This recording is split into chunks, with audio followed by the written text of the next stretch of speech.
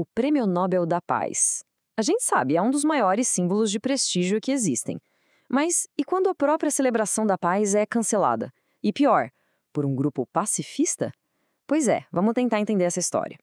Parece uma coisa sem pé nem cabeça, não é? Mas foi exatamente o que aconteceu. Em outubro de 2025, o anúncio da vencedora do Nobel da Paz gerou uma crise quase que instantânea.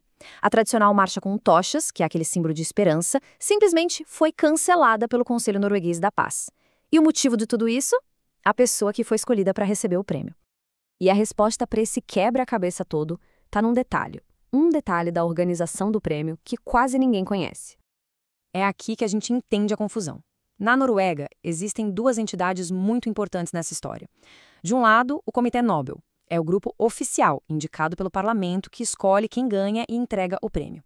Do outro lado, existe o Conselho da Paz. Esse já é uma coalizão de 17 ONGs pacifistas, e o papel deles é organizar a celebração pública, a festa. Então, resumindo, o comitê deu o prêmio, mas foi o Conselho que protestou e cancelou a festa. E a justificativa deles foi que precisavam ser fiéis aos nossos próprios princípios. Bom, isso tudo nos leva, claro, à pergunta principal. Afinal, quem é a vencedora que está no centro dessa tempestade toda?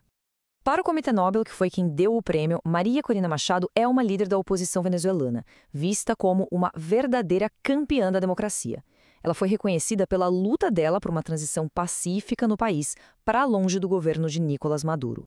Só que, para os críticos, incluindo aquelas ONGs do Conselho da Paz, a história é bem diferente. Eles apontam para um histórico que inclui acusações de apoio a tentativas de golpe, de pedir abertamente uma intervenção militar de outros países na Venezuela e de defender sanções econômicas pesadas.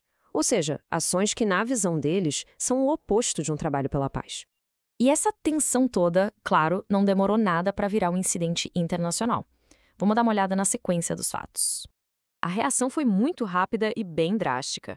Olha só, apenas 3 dias depois do anúncio, a Venezuela simplesmente fechou a embaixada na Noruega, rompendo relações diplomáticas, e pouco mais de uma semana depois veio a confirmação do cancelamento da festa pública.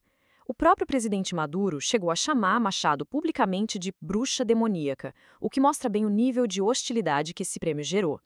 Agora, um ponto importante. Mesmo com o cancelamento da celebração, o prêmio em si não foi cancelado, tá? A medalha, o diploma e todo o dinheiro, que não é pouco, continuam valendo e são oficialmente concedidos pelo Comitê Nobel. E esse episódio todo acaba forçando a gente a dar um passo para trás e pensar numa coisa ainda maior, mais fundamental. O testamento do Alfred Nobel, que criou o prêmio, era bem claro. Ele queria homenagear o trabalho pela paz, pela união entre os povos, pelo desarmamento. Só que essa confusão toda de 2025 levanta uma dúvida. Na prática, o que essas palavras realmente significam hoje em dia? Então, a gente chega no ponto central do conflito, que é esse choque de visões. O que é paz? É sobre promover um resultado político específico, como a democracia, mesmo que usando meios, digamos, controversos? Ou a paz é algo mais restrito, ligado só ao pacifismo, ao diálogo, à não violência, não importa qual seja o governo? No fim das contas, essa controvérsia toda deixa uma pergunta no ar. Um prêmio que foi criado para celebrar a paz pode, na verdade, acabar gerando mais divisão política? E se a resposta for sim, qual é então o verdadeiro propósito dele no mundo que já está tão polarizado?